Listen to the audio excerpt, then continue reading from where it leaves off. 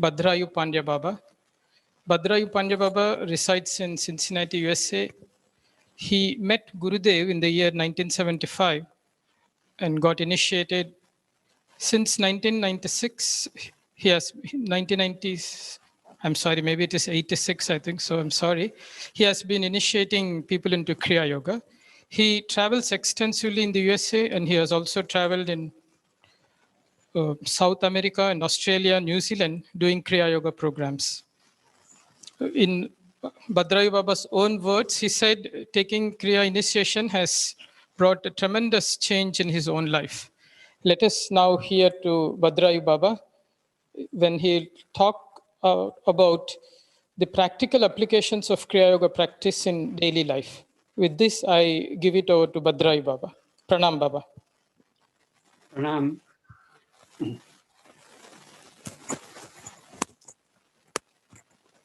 I bow to Supreme Almighty God.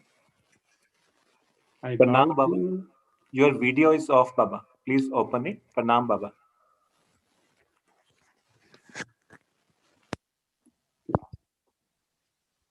I bow to Supreme Almighty God.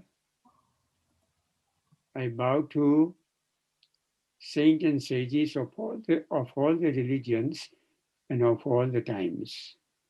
I bow to the lineage of Kriya Yoga masters. I bow to my Gurudev, Baba Hariharanandaji, and I bow to my Guruji, Baba Pragyananandaji, and I bow to the living power of God abiding within you all. So today's topic is the application of Kriya practice in daily life. So first, before talking the application of Kriya practice, I'll talk about, very briefly, I'll talk about what is Kriya Yoga. The word yoga, that means union. Union of what? The soul and body together is the union. And that union is possible because of the breath. If I close my nose and mouth for more than 2 or 3 minutes, there will be no breath, and the soul and body cannot remain together. Soul will leave the body, and it will be a dead body. So that is yoga. So now what is Kriya? Kriya is two letters, Kri and Ya. Kri means activity, and Ya means our inner self, our soul. So all the activities are done by the soul within us. Even when we sleep at night, we are not aware of our body. We don't know where we are. Still, power of God is tirelessly, continuously inhaling and exhaling, keeping us alive, even in our sleep. So God is doing everything through our body and mind. So that is Kri. So Kriya Yoga. When there is some marriage function or some kind of a party, there may be many different kinds of lights. Red, yellow, white, blue. So through all these different bulbs, the same electricity which is coming from our house, it is going through all these different kinds of bulbs and gives us different types of light. Similarly, same energy of God is moving through all of us. And like different colors of light, we have different habits, different personalities, and we look different from each other. But basically, like the same electricity, we are the same power of God. Gurudev used to say, we are God in human being. The same power of God is within all of us. So we are all connected together by the same energy, by the same breath. People in India are breathing the same air that people in Europe, United States, all over the world, they are breathing the same air. So we are connected by the same breath. Vayuhu pratyaksa devta. Breath is the direct perceptible God.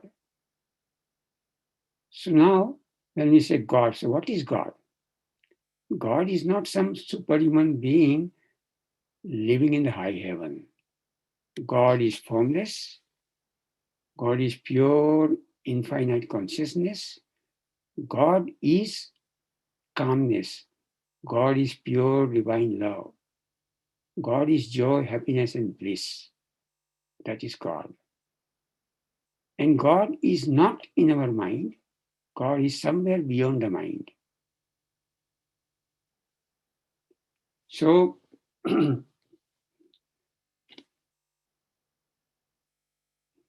so our basic nature is joy. We are born out of joy from God. So when God is so joyful, full of God is joy and happiness and bliss, so we should be full of joy all the time. But if we look around, many people in the world are not happy.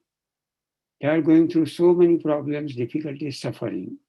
So why then there is so much suffering in life when we are God, power of God within, and power of God? Because God is joy and happiness. So why then there is so much unhappiness in this world? Because we have come from God, in Bible it is said, we are created in the image of God. So we want happiness. That is the basic desire within all of us. We all want happiness in life. But we do not know how to get that happiness because of our ignorance. We try to find happiness from the worldly objects because that is the easiest way to find happiness. So whatever happiness we get from the worldly objects is only temporary because we enjoy these worldly objects through our mind and senses. And whatever we enjoy through mind and senses is always temporary because it is very nature of the mind to be restless. It is the very nature of the mind not to be happy forever, not to be satisfied with anything. So when we enjoy these worldly objects with mind and senses, we are not fully satisfied. We are not happy permanently. We are temporarily happy. But God is not in the mind. God is beyond mind. So with God, there is permanent happiness. You know, in the olden time, there was music was played by the record in a phonographic instrument. So the pin will, record is rotating, pin is causing friction with the record, and it is producing very melodious, pleasant sound. But if there is a groove in the record, the pin gets stuck there and it creates very unpleasant sound. Similarly, music of life is very beautiful. But we ourselves, with our own actions, with our desires, with our extreme ambitions, we have created many deep grooves in the mind. And because of that, our needle of mind, it gets stuck into these grooves that we have ourselves created from so many past lifetimes. And then the music of life becomes very unpleasant, very irritating, because that means the life is becoming unhappy. So from this we can see that if we want to find permanent happiness, we have to control our mind. We have to go beyond mind. We have to control the thoughts in the mind. Patanjali said in Yoga Sutra Patanjali, Yogaha Chitta Vritti Nirodha. Yoga is the control of the thought waves in the mind. Because of the mind, because of the thought, we are not happy. So we have to go beyond mind. In order to find permanent happiness. Now, second explanation of Kriya Yoga is given by Patanjali. It is in the second chapter, first verse. It says, Tapaha Swadhyaya Isvara Pranidhanani Kriya Yoga. It says Kriya Yoga is the integration of tapaha, means discipline, energy, heat. So we need to discipline ourselves and meditate every day, regularly and sincerely. And Swadhyaya, we need to read scripture. Swadhyaya means reading scriptures or chanting or self-study. We should study our own self, do the introspection and see and do the study in the Kutastha, in the sixth center, in the soul center, and see and contemplate, what did I do all day? Why I'm not able to become free from all my negative qualities? What should I do to become free? Why I got angry? How could I have prevented myself to become angry? So that is the Swadhyaya. Who am I? Where I have come from? Where I'm going to go after I die? So that kind of study is the Swadhyaya. And then he says, Isvara Pranidhanani, it is the love and surrender to God. Without surrender to God, without love and surrender to God, we cannot find Him because God Himself is love. So if we don't become loving, if we cannot become free from all our negative qualities, because God, there is no negative in God. So if we want to find God, if we want to find that everlasting joy and happiness, we have to try to remove our negative qualities. And it is not easy to become free from negative qualities because we have developed these negative qualities over the period of many, many lifetimes. So if it took so many lifetimes to develop these negative qualities, creating deep grooves in the mind, we cannot become free from all the negatives in just few seconds or few minutes or few days.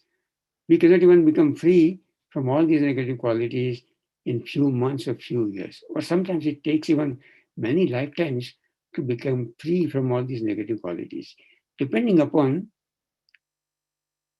how many negative qualities we have developed, depending upon how much effort we make to become free from these negative qualities with meditation and observing the mind, observing the breath, how much effort we make. It depends upon that. So it is not easy, but people think that meditation is very easy and they want to be quickly realized.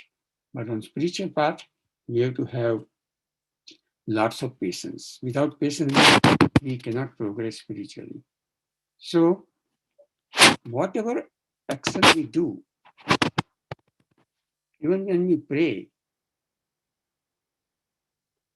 we have to pray with love and surrender to God. Do everything that you can do with your utmost capacity. Pray to God from the core of your heart. But after praying to God, after performing your activities from the bottom of your heart, we leave the result of our action to God. That is surrender to God. Many times people say that I am praying for 6 months, 1 year, 2 years, my prayers are not answered. But it so happens that many people do not believe that their prayers will work. Many people do not have patience to wait for prayers to work. That is why but if we meditate, if we observe our mind, if we pray sincerely, our prayers will be answered, and meditation gives strength to our prayers. Now, uh, when we look at the people in the relationship, there are many problems because people have many negative qualities like ego, anger, hatred, resentment, jealousy, greed, selfishness, self-centeredness, fear, apprehension, worries, anxiety, stress, many negative qualities. And because of the negative qualities, there are problems in relationship.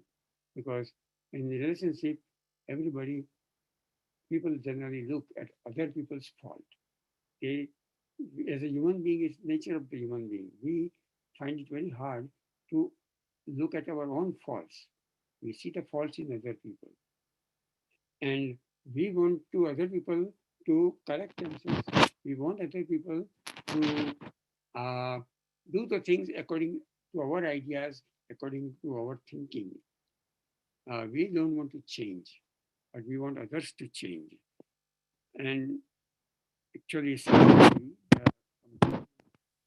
Ramakrishna Paramhans, she said that it is not our job to find fault in others. It is the job of the masters. If they see the fault, they will rectify it and help and help his disciples. But we should not be looking at the fault of other people. So Guruji was saying that when disciples tell him that when we live with other people, then we start seeing fault in others. So what should we do? So Guruji says that instead of looking at the faults, we pray to God. Oh God, why all these things are visible to me? I'm not here to see fault in other people. I'm here to feel some peace, some calmness, love. So please help me and guide me. So you need to pray it from the core of your heart. Because in the relationship, when people see the fault in others and criticize other people, because many people are selfish. They only look about themselves. They don't see from other person's point of view. A great philosopher once said that if everybody looks at the things from other person's eyes, half of the world's problem will go away. But people don't do that. I'll give you not a story, it really happened. I heard indirectly from Guruji. There was a couple. They were remaining together, and husband was working, wife was housewife. So husband went upstairs to brush his teeth, and then he went down to eat breakfast. While he was eating breakfast, wife went upstairs to brush her teeth. In just a couple of minutes, husband heard his wife shouting and screaming. How many times I told you to flatten the toothpaste tube bottom up, but you don't listen to me. You press anywhere in the toothpaste tube, and the tube looks so ugly. So when her husband heard that, he reacted. He started quarreling with her. And before he goes to work, his day was ruined. So why this happened? Because wife wanted to flatten the tube bottom up. She didn't like the way the husband was doing it, and but she could not see from the point of view of her husband, and this problem happened. The solution is that she should look from his point of view, where he's coming from, and accept him the way he is. Or another way is to have two toothpaste tubes. Husband can press it anywhere, and wife can press bottom up. Problem will be solved. So this is Kriya in daily life. I give you another story, again, husband and wife. Because what happens that when one of the spouses gets initiation into Kriya Yoga and learns Kriya Yoga, then he wants his spouse, wife or husband,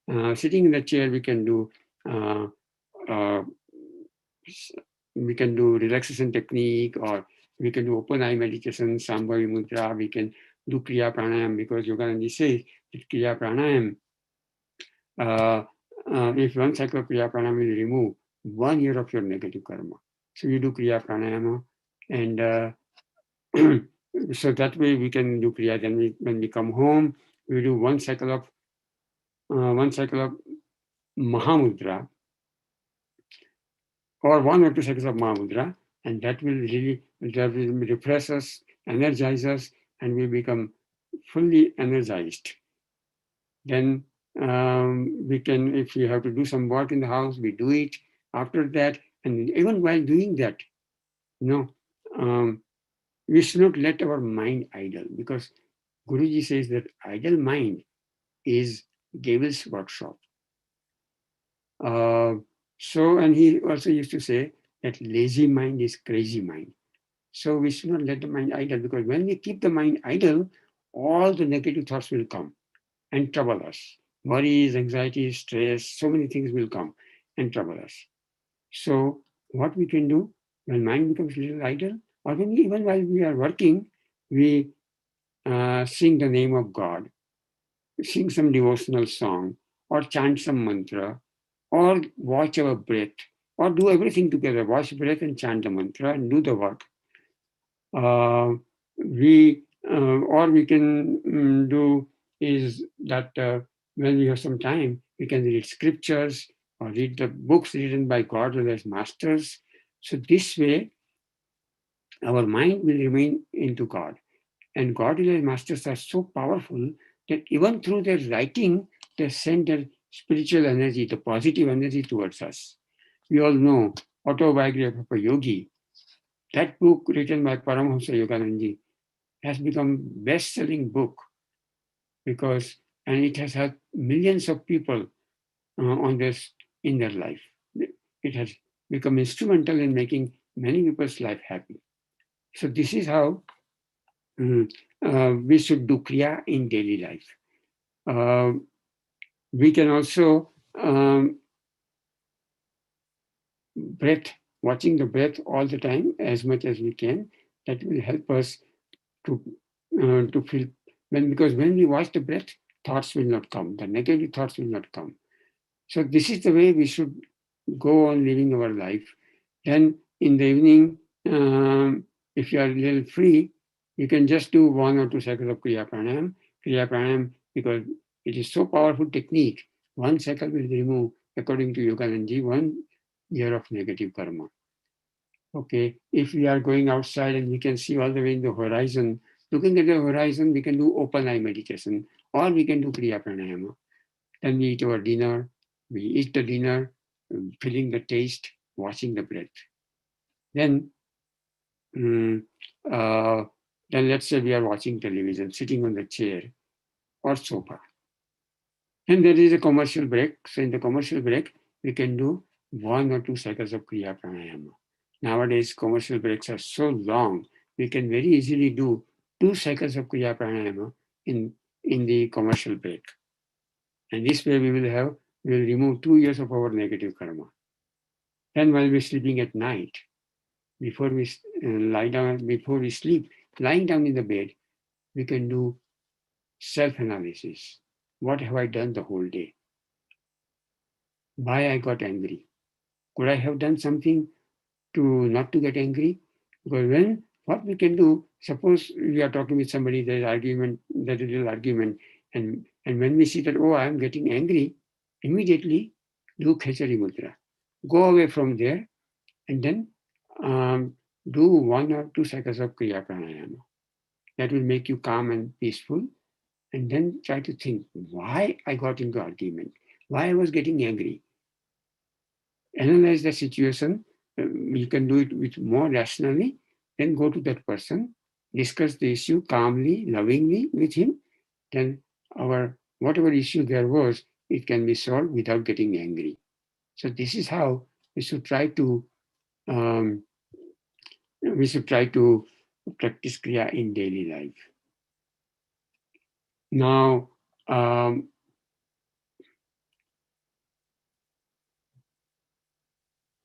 In the Western countries, when Gurudev was here, uh, people were telling him that Gurudev, in the West, people meditate for longer hours. So Gurudev said, yes, that is true. People meditate for longer hours, but they don't retain the peace and calmness of meditation in their daily life. They go about doing the same old things in the same old way, and then because what happens that when we meditate, after the meditation, we feel some peace, some calmness. We um, we feel some higher level of consciousness. But when we go in the external world, we mix with many people. People are at different energy level, different spiritual level. So their energy affects us. So during meditation, we have charged our spiritual battery. But when we go in the external world, in our job, meeting our friends, relatives, watching the television, we are affected by many people. And whatever spirituality we have earned or calmness we have earned during meditation, it gets into uh, dissipated and our spiritual battery gets discharged.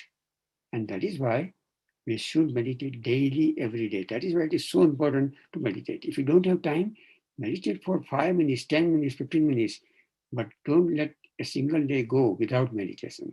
And then apply the Kriya in daily life, as we discussed. Do the introspection, observe the mind, see self-analysis. What am I doing wrong? Why I cannot change myself? Because changing ourselves is not easy. It will take time because we have whatever we are today in this life, it is because of so many things we have done over the period of many, many lifetimes. So when it took so many lifetimes to be the way we are today, it will take at least number of years to change ourselves, to become free from our negatives. So we have to have lots of patience. Um,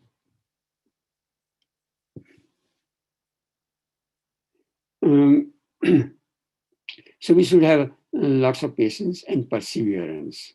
Now, I remember, a long time ago, Gurudev was in his 90 plus, and myself, my wife, and our daughter. The three of us were with him in his room, and he was sitting on the bed, and we were sitting on the floor. He was talking to us. Now, in front of him, there is a window in his room. So suddenly, his eyes went towards that window, and outside the window, there was a little bird sitting on the bush. So he immediately stopped talking, and he was kind of absorbed into that bird. And his face was full of joy and calmness. I cannot describe by words what we saw, but he was full of joy and calmness. So he was seeing God even in that bird.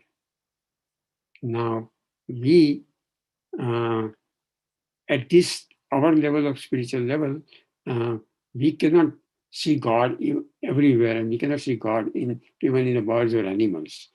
But at least we should keep a little thought in the back of the mind that I am breathing the same air that other person is breathing.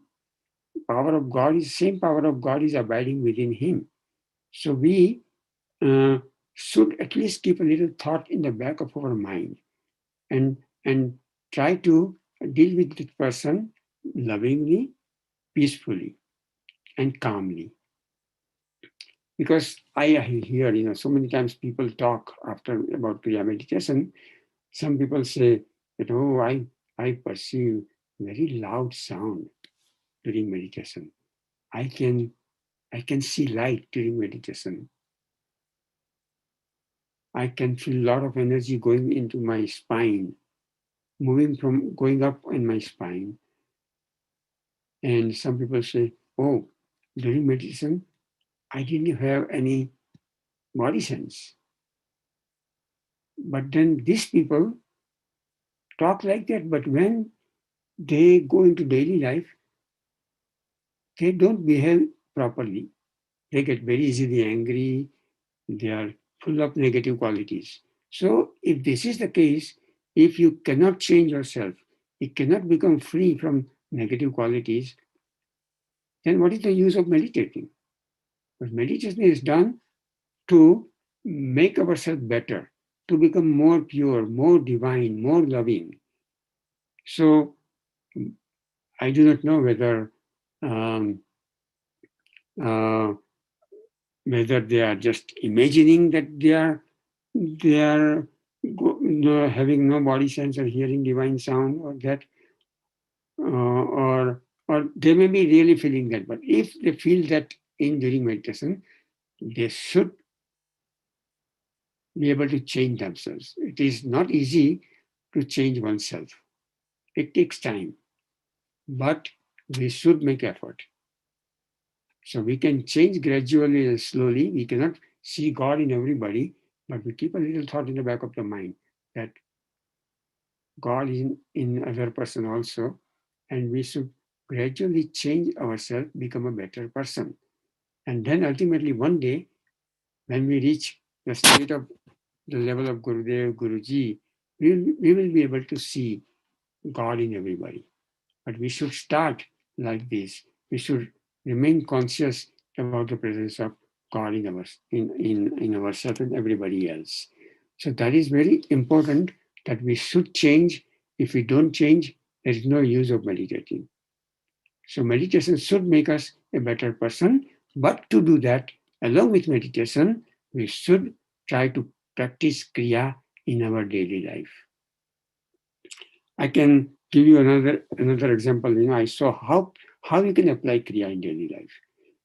Husband and wife again, and husband was, I'm talking this couple in the United States. So he liked to watch all kinds of sports, baseball, football, any game you name, he loved that. His wife, she did not like sports. She really enjoyed shopping. Husband, he did not like shopping. He hated shopping. So in many cases, husband and wife, they are very different from each other. I don't know why it is that. Maybe God wants two different people to come together, and because of that, they are too different. God wants them to adjust, compromise with each other, and try to see the things from the other person's point of view and grow spiritually. That is why probably two people of two different nature, totally opposite nature, get together as husband and wife. So anyway, so this wife didn't like his husband all the time watching sports, but she didn't say anything. So one day she went to him, sat next to him, and started asking him questions, very genuinely interested that how these people are playing, how they are playing this game, what they do. I want to know how they are doing it. I want to learn. So husband, when she saw interest in the game, he became very happy. And he started explaining her how the game is being played. So she was watching this game every day with her husband. And then sooner after few weeks and few months, she learned the game very well. Not only that, she also started remembering the score these players were scoring in the game. So husband was very happy. And one day she was going out. Then husband asked her, where are you going? She says, I'm going for shopping. Husband hated shopping, but he remembered what his wife did for him. So he said, okay, wait, I'm coming with you. He went with her. So this is how you apply Kriya in daily life. Otherwise, what generally most of the couples, what they do, when husband is all the time watching game, wife will start shouting and screaming. All the time you keep watching game. You have no interest in anything else. You don't want to come with me to the shopping. And there is a quarrel, fighting between husband and wife. And this is happening because we don't see the things from other person's point of view. We always see the things from our own selfish way. Guruji was saying, that when he was eating food, sometimes the food will get stuck to his beard. And then the person sitting next to him will gesture, explain, tell him that the food is sticking. Or he get up and look into himself in the mirror, he can see the food sticking to the beard. So similarly, it is difficult to see our own weaknesses, our own negative qualities. Somebody who loves us may lovingly explain what our negative qualities are. Or we can, through introspection, we can see our own negative qualities.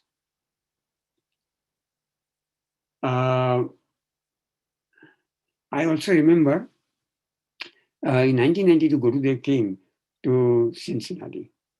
Okay, now he was staying in the upper floor in the bedroom. Then there was a ground floor level and then basement. And our meditations, group meditations were in the basement. So Gurudev, to guide the meditation, will come down through the upper floor, come down the staircases, and then he had to pass through the kitchen area. And I was sitting on the chair in the kitchen. So Gurudev came from upstairs down, and then he stood there, and I saw that he was watching his breath. He watching his breath and waiting for the breath to slow down, and then he went another step down to the basement. So he was watching his breath all the time. Also, we have many attachments in this life, and because of the attachments, we are not happy. People are not happy, and so when we have so many attachments, what we can do? We can always do self-analysis. That why I am having so many attachments. Are these attachments giving me the evolution on my spiritual path, making me a better person, making me more spiritual, or making me more, bringing me more into bondage and attachment? Or what you can do, you can contemplate that why I am attached to so many things, house, car, my wife, children, because one day I have to leave my body. And when I leave my body, what will come with me? My house, car, my loved ones, nobody is going to go with me. Even my body is not going to go with me. I have to go myself alone. And in the next life, I'm not going to remember all my loved ones. Or in the previous life, in this life, when we are in this life, we don't remember who our loved ones were in the previous life. So why we should get attached like that? If we do self-study like this, self-analysis, then slowly, gradually, we'll become free from attachment. Because it is very important to become free from attachment. And like, if we want to clean a dirty cloth or dirty handkerchief, we cannot clean with the soap alone. We cannot clean it with the water alone. We need both soap and water. Together we can clean the dirty cloth. Similarly, in order to clean this dirty mind, meditation alone cannot do that. Applying the technique of applying this Kriya into daily life alone cannot do it, or practicing non-attachment alone cannot do it. We need both of them together. Meditation every day regularly and application of Kriya into the daily life and practicing non-attachment. And that is why Lord Krishna said to Arjuna that asansayam mahabaho. So that verse of the Bhagavad Gita, he told him. So another thing, I will just very quickly say that in this life,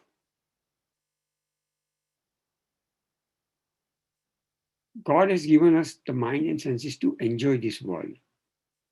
So it is okay to enjoy the world. But while enjoying the world,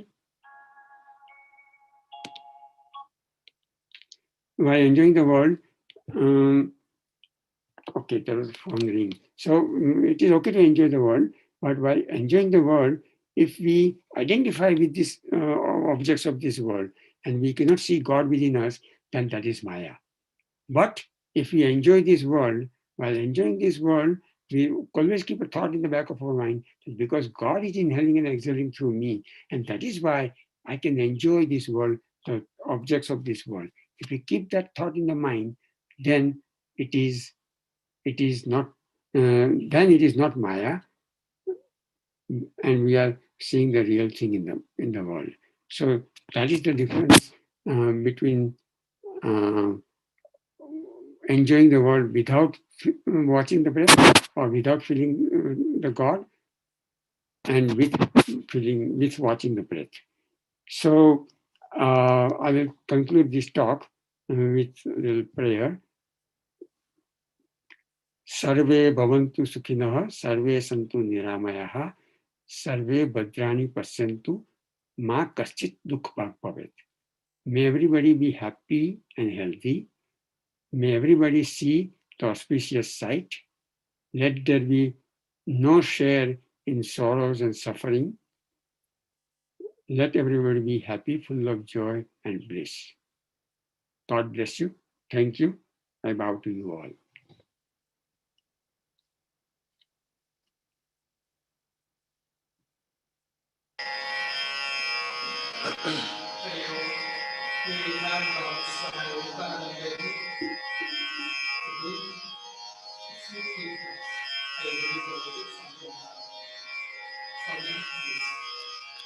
Hari Om. Good evening to all. Now we chant say first a Ashtakam. The name of Ashtakam is Govinda Ashtakam. Then to do some kirtan. Chidanandakaram Shruti Sarasasaram Samarasam Niradharadharam Bhavajaladhiparam Paragunam Rasagribaharam Vrajajanabiharam Haranutam Sadatanggovindam Paramasukakandam Bhajatare Mahambodhisthanam Sthiracharanidanam Divijapam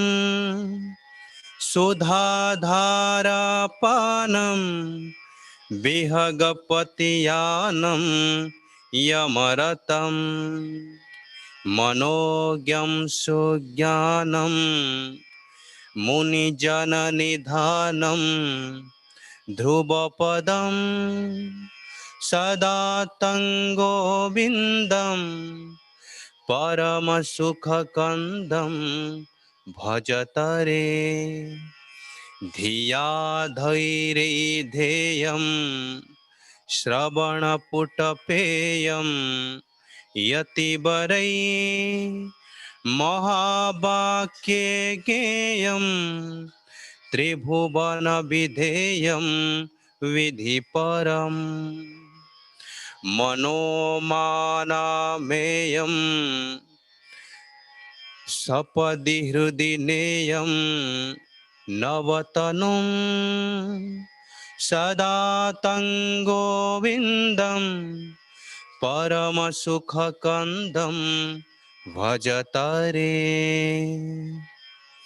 Mohamaya Jalam Vimalabhanamalam Malaharam Subhalam Gopalam Nihata Sisupalam Sasimukham Kalatitam Kalam Gati Hatamaralam मुररिपुं सदा तं गोविन्दं परमसुखकन्दं भजतरे नभो बिम्बस्फीतं निगमगणगीतं समगतिं सुरौघैः सम्प्रीतं दितिजविपरीतं पुरिसायं गिरां मार्गतीतं शोधितनवनीतं नयकरं सदा तं गोविन्दं परमसुखकन्दं भजतरे परेशं पद्मेशं शिवकमलजेशं शिवकरं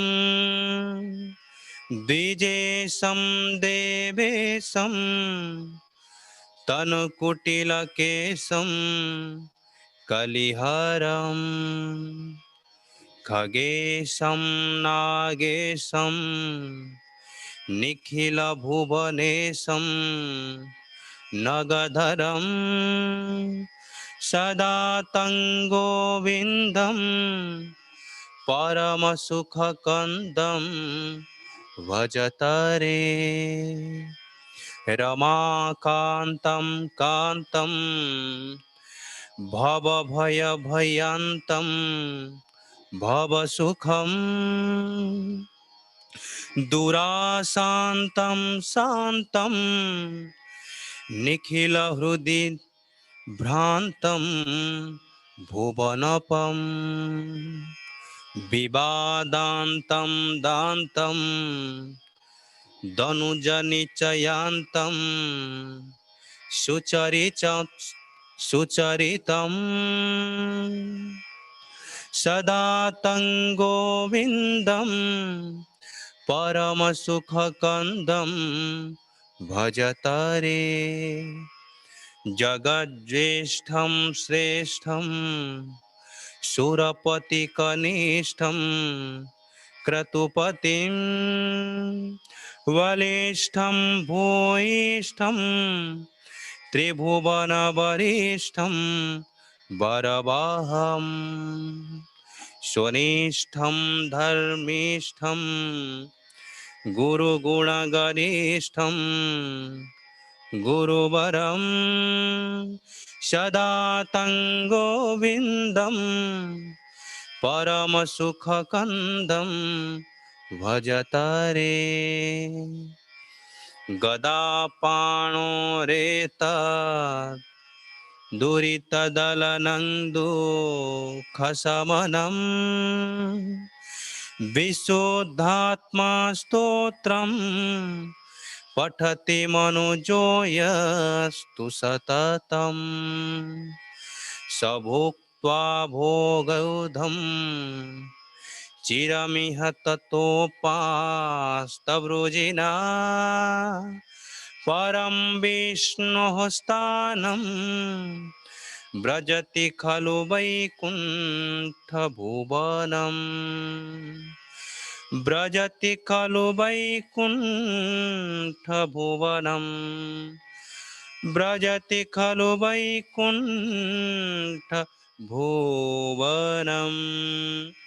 इति श्री परमहंस स्वामी ब्रह्मानंद विरचितं गोविंदाष्टकं संपूर्णम्।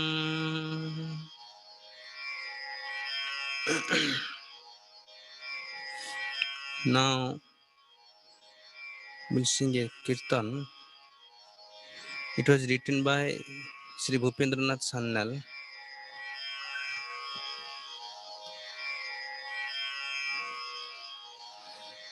श्री कृष्ण गोविंद हरे मुरारे हे Ram Narayan Vasudev Shri Krishna Govind Hare Murare, He Rama Narayana Vasudevo, He Guru Chaitanya, He Atma Devo, He Guru Chaitanya, He Atma Devo, He Mata Durge, Har Vishwanatha, He Mata Durge, Har Vishwanatha, Shri Krishna Govinda, Hare Murare, He Ram Narayana Vasudeva,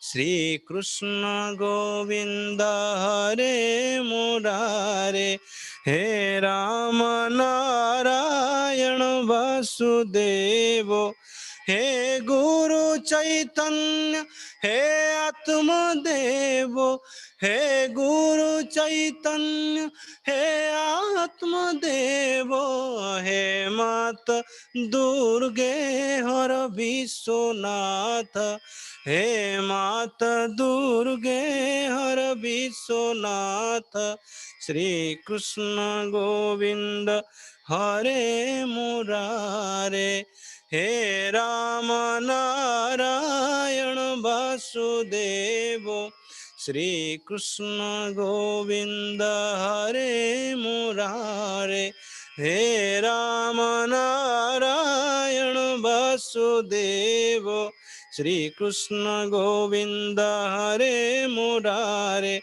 He Rama Narayana Vasudevo, He Rama Narayana Vasudevo, He Guru Chaitanya, He Atma Devo, He Guru Chaitanya, He Atma Devo, He Mata Durge Har Vishwanatha, He Mata Durge Har Vishwanatha, He Mata Durge Har Vishwanatha. Hari Om Jai Guru.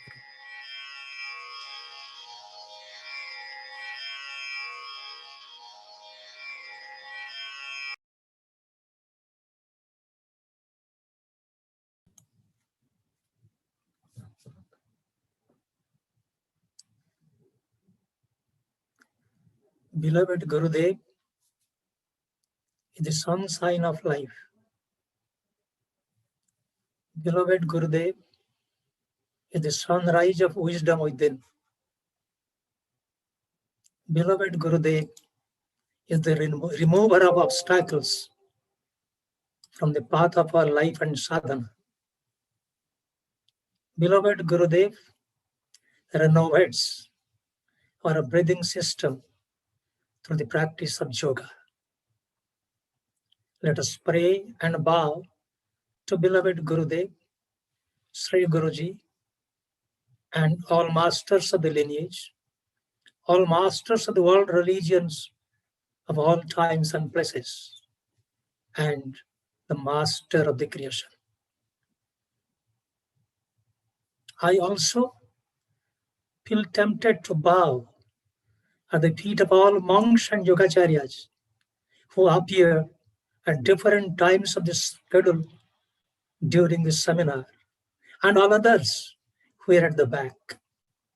For many years I had not seen their faces and not heard their words, so loving and so living.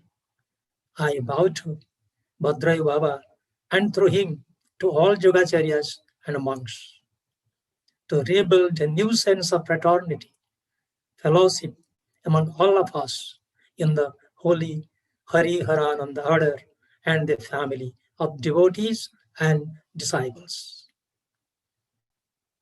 The 22nd International Intensive Kriya Yoga Seminar was dedicated to a beautiful theme, dimensions of spirituality.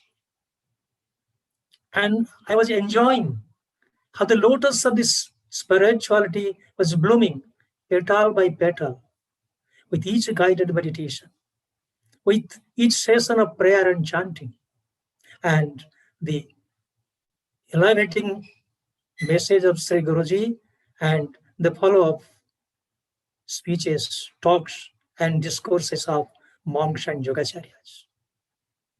It is really highly enjoyable. It was, I think, life-giving. Let me take you to that moment, the moment of the soul, I mean inauguration of the seminar. Sri Guruji silently, lovingly lighting up the lamp in front of beloved Gurudev, seeking his blessings for all of us, and simultaneously lighting up the lamps of love and sadhana, penance in the hearts of all those who attended the ceremony, monks and yogacharyas, devotees and disciples, residents, and other participants. It was really a moment of the soul. He was in silence, but the kind of address that he had written down with the help of a slate and a chalk, and that was read out by Swami Divyaswarupanji, was really a message from the heart of Sri Guruji. More powerful and also more empowering to all of us. I bow to Sri Guruji once again for giving us a new opportunity to conduct the 22nd seminar in a very different way. It has created history in many fields, in many aspects. All of us, with the participants, we lived under the single dome of a Jum Mandir, if I can coin the words like that. All of us living at different corners of the 5 continents came together. Hearts merging with the hearts, minds merging with the minds, souls merging with the souls. What more a seminar could achieve? And I feel that in this seminar, really the aim of Swami Sri Yukteswarji and Paramahansa Yogananji of uniting East with the West was possible. The brilliant tours to various ashrams at various points of the globe, in Austria, the Netherlands, America, Australia, and the like, created a new romantic tour. 7 days, as if we covered all the continents without investing any money, any dollar, or obtaining visa from any nation. What a wonderful opportunity that united each of us living in this horizon and that horizon. It became a single horizon, Hari Harananda horizon. The seminar, for the first time, we heard 9 monks, 4 yogacharyas coming together to give us heart-elevating, soul-touching talks, to just spread the message of beloved Gurudev, teachings of beloved Gurudev, teachings of Sri Guruji as well. The seminar helped us to live in a wonderful way, following a system of fraternity, psychological, intellectual, and spiritual fraternity. Never before we could address to such a larger audience, such a larger number of participants. Hardly, in case of the seminars, 21 seminars already done, conducted on the campus of Hariharan, the Gurukulam. Hardly 500 to 1,000, that was the number of assemblies. But this time, it is a global assemblage. And it was unlimited in participation. And also, it covered not one country, but many countries in many continents. This is the beauty of this present seminar. When the present seminar will be closed, let us imagine what it will give us. I personally feel This international intensive Kriya Yoga seminar has inspired us to carry forward the illuminations of the teachings of beloved Gurudev, the instructions of Sri Guruji and his teachings.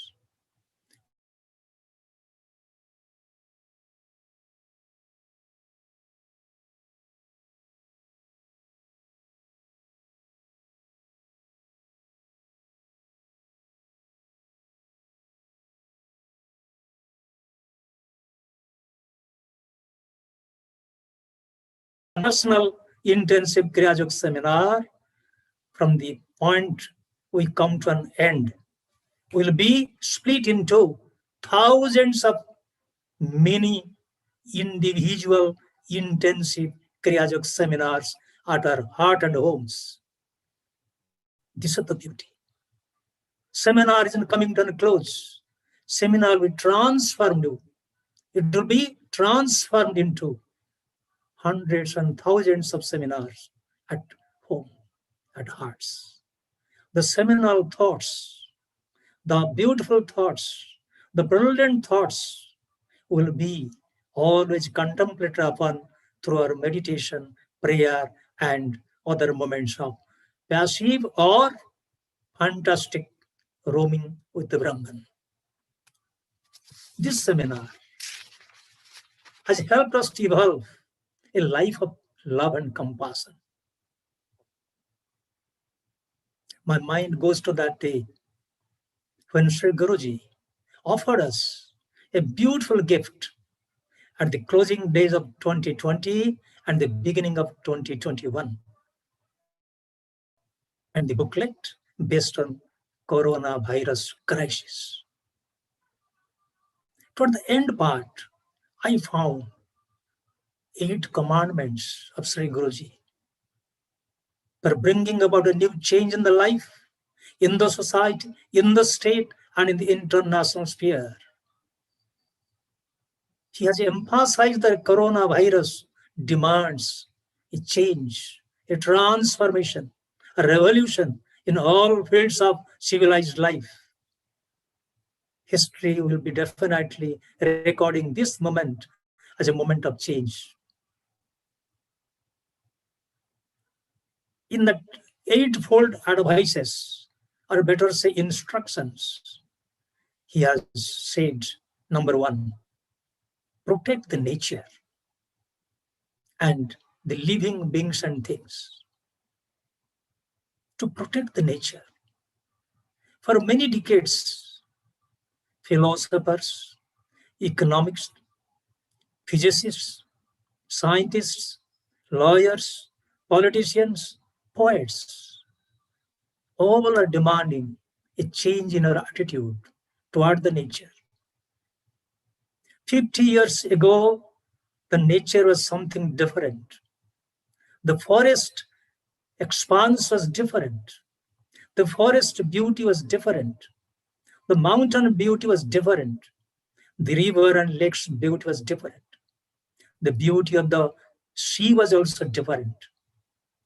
But what is happening today? Who is eating us?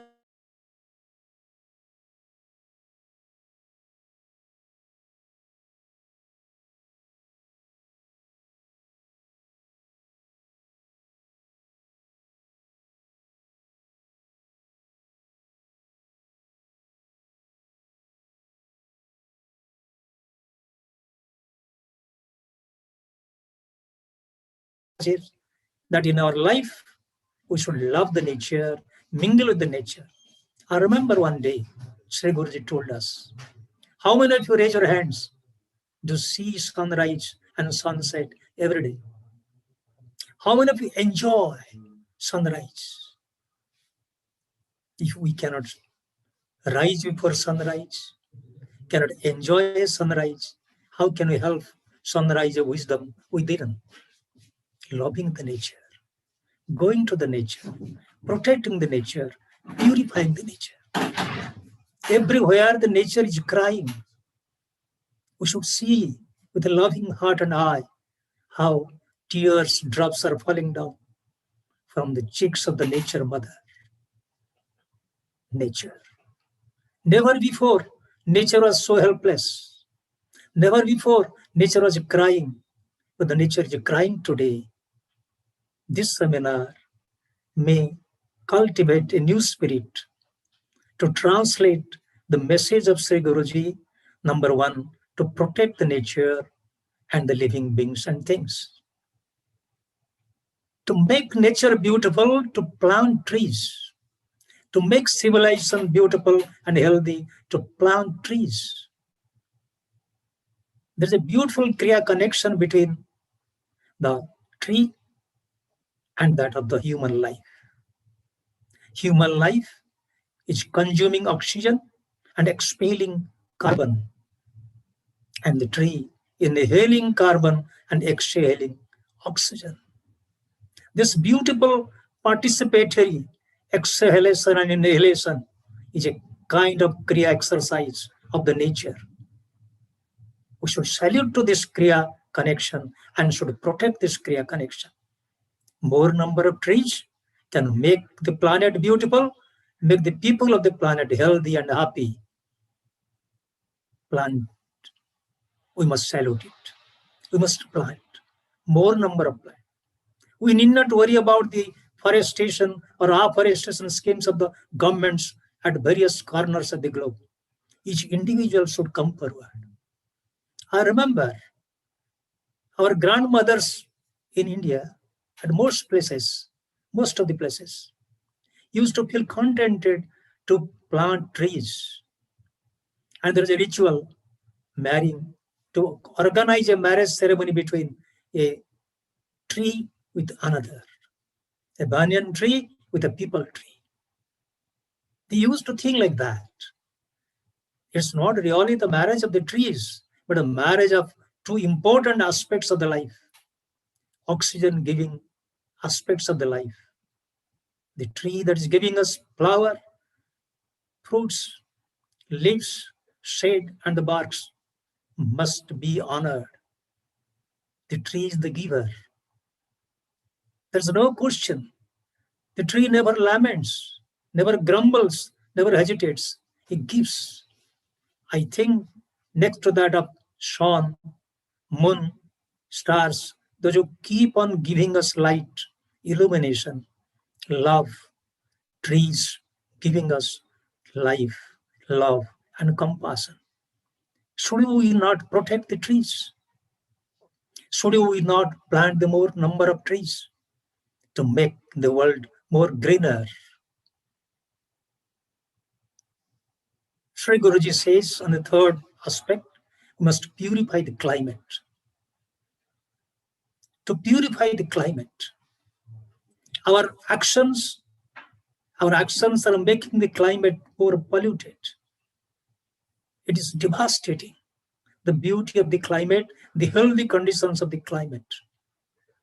Our industry, our business, our lifestyle, our politics, economics must be eco-friendlier. We must purify the climate. There has been hue and cry to protect the climate. Climate change has become very terrible.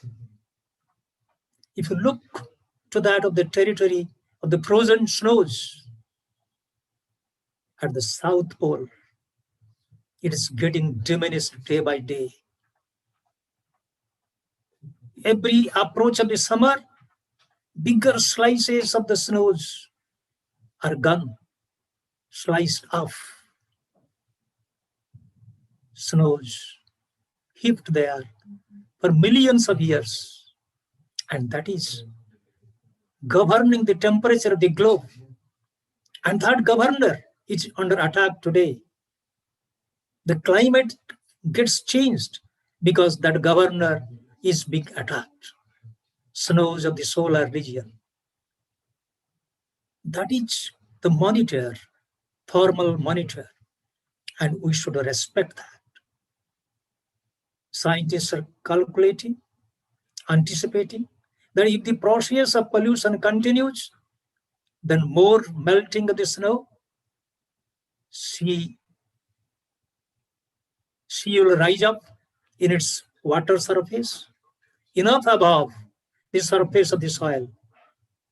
Harbors, coastal habitations will be first attacked. They will be submerged. And therefore, it's a necessity to protect the civilization.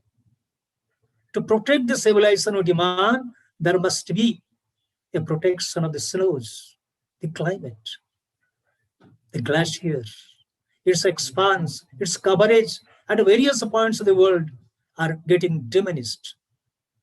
Who shall supply us water? Who shall give us more water? Sweet water, fresh water. Most of the rivers are getting polluted because of the modern drainage system. We should fight against it. There must be clean climate, clean drainage system, clean networks of towns and living places, so that the river will be more sweeter. River will smile and give us health and smile in our faces. Pure water, pure potable water, drinking water. That is number one requirement for a healthy life, for a holy life. It's needed that we should protect it. The beauty of the river is getting lost. The beauty of mountains are getting lost. Beauty of the lakes are getting lost. Sea water in all the coastal areas, these shores are also getting polluted. We have to purify the climate, protect it from further pollution. Beloved, Sri Guruji says demands, we must evolve a new life, a life of simplicity. A life of simplicity. Minimize our consumption, simplify our life living. Unless we minimize our consumption, there cannot be simplification in life. More consumption, more pollution. Be it plastic garbage, be it anything of the sort. It is all because of our consumption rate. The top of the Mount Everest is getting polluted. Cans of the drinks, bottles are now lying there forever. Every climber goes there, drops a bottle or a can there. The top of the Mount Everest is becoming day by day polluted. Similarly, most of the mountains are getting polluted. We should respect the mountains. They are the periods around which nature revolves. Seasons revolve. Therefore, mountains must be respected. Unless we minimize our consumption, how can there be a lesser burden on the nature? The sense of recycling is now lost. We keep on consuming. If I look to India, I give an example. During our childhood, the kind of iron ore, coal, and other mineral deposits were there are now getting depleted. If you claim that Indian civilization is more than 5,000 or 7,000 years old, these long years of civilization could not consume so much. And within 50 years, a vast deposit of the minerals are getting consumed. So what? What will happen after 50 years? Who shall help us? Who shall help us to create this kind of supply?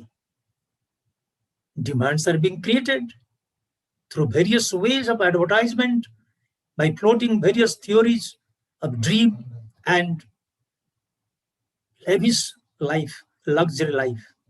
And demands are getting, whetted off. One demand fulfilled, another demand is created.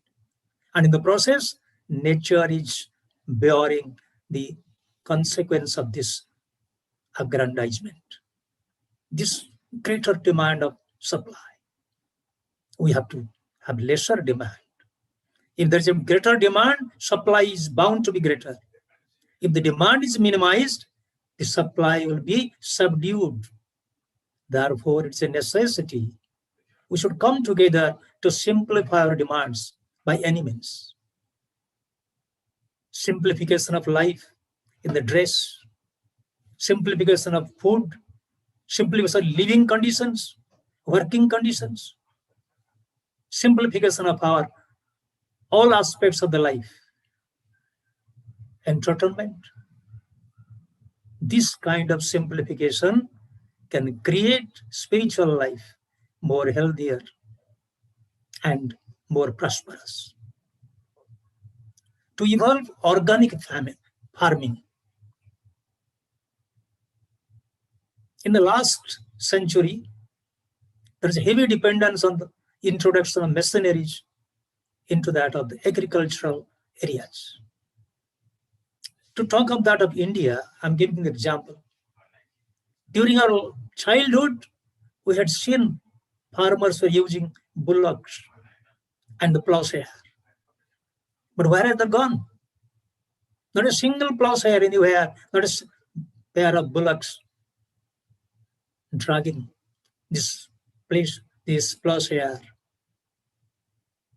The agricultural cultivation is now done by the machine. Harvest is done by the machine. And a country of India's size and dimensions of population, thick population, through heavy introduction of machineries in the agriculture, many people are laid unemployed. Agriculture is giving employment to a great number of people. Most of the villagers becoming unemployed. Now they are going toward the cities. Cities are becoming over-congested in India. Everywhere there is a demand for employment. Which government can provide employment? Will employment fall from the heaven? Will close down all the avenues of natural avenues of employment and will seek employment from the heaven? Which government can do it? Which planning commission can do it? Which scientist can do it? Nobody can serve, giving us unlimited employment in an artificial way, where the natural avenues of employment are closed one after the other. By simplifying our life, reducing our demands, we can make our living places more comfortable. We'll disperse the city crowd. Let people from villages or the suburbs of the cities need not come and congregate on the core areas of the cities. The minimum facilities of modern life, like education, health care, entertainment, and all such things, be made available to all areas of the living places. Men and women living here and there and everywhere in a country can derive the minimum facility to make their life beautiful and civilized. For education, why to come to the city? City is becoming, in the city we find mushroom growth of universities. It's a contrast to the ancient Indian system. Forest academies. People are going to the forest for study, for higher study. And they were living there within the nature, learning the beauties of the nature, studying the life and the science of the life and the philosophy of life in a beautiful environment, facing the teacher and the student. It's a wonderful interaction. Whole university will be in the cities. So all students will congregate in the city. City atmosphere, city climate becoming impure day by day. I do not blame anybody who visits India and blame Delhi's atmosphere is very, very impure. Why should we blame others? We are making our climate impure, our air impure. Time has come to clean the climate, clean the air by organic farming. Lots of the problem of India will be over if there will be organic farming. I'm giving an example from India's life. I will not name the area. They introduced more fertilizer, more pesticide in agriculture. As a consequence, within 3 decades of such massive use of fertilizer and, say, pesticides, it is bouncing back in a different, aggressive form. Cancer. Cancer is becoming a common factor of disease in rural areas also because of inorganic farming. Let the kitchen gardens at every home point become pure and organic.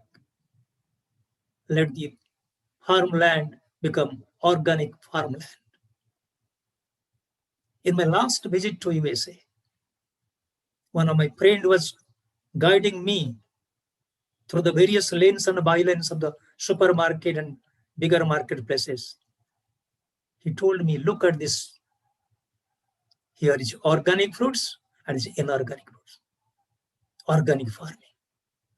Modern life, modern civilization, modern science, modern philosophy is now giving more importance, more priority on organic vegetation, organic milk, organic paddy, organic wheats, organic crops, organic flowers again.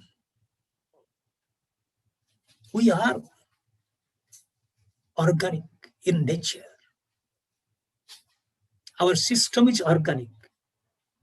So inorganic things, if used in a profuse manner, it may cause disease, imbalance in our life, psychological imbalance, physical imbalance, illness, tension, depression, and the like. Organic harvest of crops give us healthy food, holy food. Sri Guruji one day was explaining to us how diet can control our health life. Healthy food for healthy life, healthy food for holy life. He was explaining to us in a beautiful discourse, in a series of discourses at Hariharananda Gurukulam. Organic diet. It demands universal organic farming as it was a century ago. Then Guruji gives emphasis on evolution of cooperation. To evolve a life of love and cooperation, help for the needy and the poor. Our civilization should be a civilization of cooperation, helping each other, living with each other, cooperating each other. You are in need, I make it available to you. When I will be in need, in plight, in sorrows, you will come forward to help me. Helping each other has become the new slogan. It was, and we forgot it for many years, many decades. Help each other. If I can help my family members, they will help me. If my family can help the neighbors, they will help me. It's a kind of connectivity. It's a kind of combined life based on compassion, cooperation, and confederation. My civilized life is based on confederation. My home life, my social life will be based on this cooperation. Remember, look to the human child born some minutes ago. How helpless. If you drop the just born human child into water, the child will drown. Drop a child of a lion, a tiger, or any animal, it will start swimming instantly. because you're born with the instinct, the born with the capacity to swim. He knows how to protect itself, and it is a privilege of his birth. But a human life is not like that. Born helpless. We say, philosophers say, he's born free. But I decry, I denounce, no, man is not born free. Man is born unfree. But we can make him free. Family can make him free. Society can make him free. We should help each other. Mother comes forward to help the child. The teacher comes forward to teach the alphabets. Schools come forward to teach better things, little higher curricular aspects. And the universities are there to help the child to introspect, create queries, and conquer the queries through research and development. We help each other. If there were no university, no schooling system, no teachers, child cannot grow. Leave a child among a pride of lions. The child cannot grow as a human being. We need cooperation from mother to teacher, from businessmen, industrial magnates, to doctors, lawyers, politicians. Everybody is helping everybody. Our society is a society of helpers, helping each other. If Gurudev once said, if we cannot help each other, if we cannot live to build up a sense of fraternity among our fellow men, how can we build fellowship with the Lord? First, fellowship with the fellow men, then fellowship with the breath, and fellowship with the Lord. Thereafter, beautiful teachings of beloved Gurudev. And that Sri Guruji has presented in his eightfold advices to evolve a life of cooperation. And significantly, to protect the subhumans, the dumb. They can cry, but they cannot speak. A language is understood by the human beings. Be it a cow, be it a bird, be it a beast, be it any other animal, a reptile, or a crocodile. We should have our mercy on them. When all of them are living together, our living becomes beautiful. Each one of them has something to help us. Therefore, we should not kill such helpers. We should not kill such beautiful friends of the nature, those who are helping our life, enriching our life, helping us to become prosperous. Which animal, which bird is not helping us? Which tree and plant, creeper, bush not helping us? Even the grass helping us.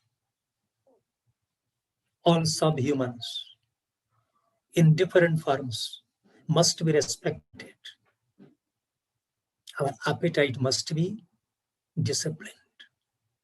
Butchering birds and beasts just to please the placate of their life, placate, just to fill the stomach, is not good.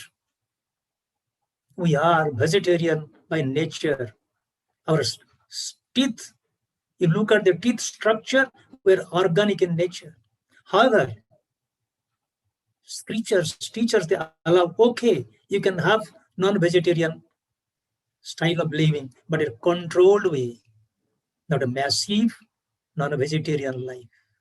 On certain days, on certain breakfast, lunch or dinner, selected way of taking non-veg can make and keep us healthy. We can protect subhumans thereby. The planet is not only for the humans, it is both for the humans and subhumans as well. Therefore, these instructions of Sri Guruji must be contemplated upon and further carried away through our practice at home, at homeland, and that of the humanity point. Today's humanity is in a crisis, I'm not talking of the coronavirus crisis. I'm talking of a crisis of the civilization and a crisis of confidence. In the international level, there's a crisis of civilization. At the home front, in the individual front, there's a crisis of the confidence. I need not break down under the pressure of the sorrows, tragedies, turmoils. I should resist it. I should resist it. Similarly, the crisis of civilization today, simply by drawing borders and developing wolf-pack nationalism, we cannot create a safe world, a healthy world, and a happy world. Good earth demands good economics. Good earth demands good civics. Good earth demands good spirituality. If really you and me and others are really interested to rebuild our planet as a model, good earth model, it's necessary. Some of us and all of us should sacrifice a lot to stand as a model for others to emulate. As long as we are not ready to sacrifice our so-called comforts and conveniences, then the world cannot be changed. I therefore salute Mahatma Gandhi and Martin Luther King, those who have preached the sense of truth, a sense of simplicity, a sense of non-violence in their life and society and in their surrounding. Time has come to think of it. River everywhere, water reservoirs everywhere should be made clean. Then we can drink that water, swim in that water, bathe in that water, take that water to irrigate our farmland. That sweetness of the water, that life-giving force of that water will be converted into good crops, good energy in the crops, and our health will be beautiful. Therefore, it is time that we should think of a new vision. I'm happy that this 22nd seminar has given us rare opportunity to mingle with the thoughts and the teachings of beloved Gurudev. As monks and yogacharyas have delivered them in a beautiful form of talks, highlighting the teachings of beloved Gurudev and Guruji. And it gave us the opportunity to meet and mingle Sri Guruji in a wonderful way. He, in silence, is monitoring our heart, monitoring our mind, monitoring our energy level. He is our governing governor. Let us place together friends of Holy Hariharan the Order and the Holy Hariharan the family of devotees and disciples living world over. We should, hand in hand, soul in soul, come forward to bring about a new change in the world, new vision to create a new homeland of yoga. New homeland of yoga. As long as the humanity is not transformed to become a homeland of yoga, many problems of life, many crises of our civilization could not be so easily contained. Further contamination will continue. Yoga will join us, the soul with the supreme soul. Yoga will join fellow men with fellow men. Yoga will join nation with the nation. I look forward to a new world. Today is also a beautiful day. President-elect Joe Biden will take inauguration. He's taking inaugural oath. And the new inauguration, new administration may give us a new leadership to the mankind, to the world, to lead a new homeland of yoga. The beauty of new administration may God bless them to give us new usherings, new inaugurations of new vision for protecting the climate, for protecting the civilization, for protecting the children of the future. There lies our goal of life. There lies the task of our life. If we enjoy, consume, and go away, leaving behind a barren world, climate becoming polluted, civilization becoming disastrous, and our children becoming helpless, hopeless. I once again salute to all of you, all members of the participant members of the seminar, Yogacharyas, monks, and all others, to come up to translate the visions of beloved Gurudev and beloved Sri Guruji to make world a new world, good earth. Jai Guru.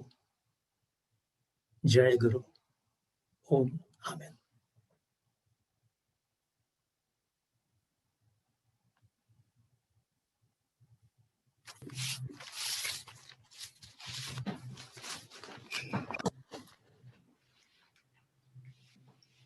Guru Brahma, Guru Vishnu, Guru Devo Maheshwara, Guru Sakshat Param Brahma, Tasmai Shri Gurave Namaha. My humble prostrations at the lotus feet of Sri Guruji, Gurudev, all the Sanyal Masa on his auspicious birthday, all the Kriya masters, all the sages and saints, and all the gods and goddesses. And I bow in the divinity in all of you. I also pray to Sri Guruji to think through me, speak through me, and act through me. After this wonderful spiritual spread, which Sri Guruji, Swamijis, and Yogacharyas has dished out to all of us, let's meditate for a brief period and let's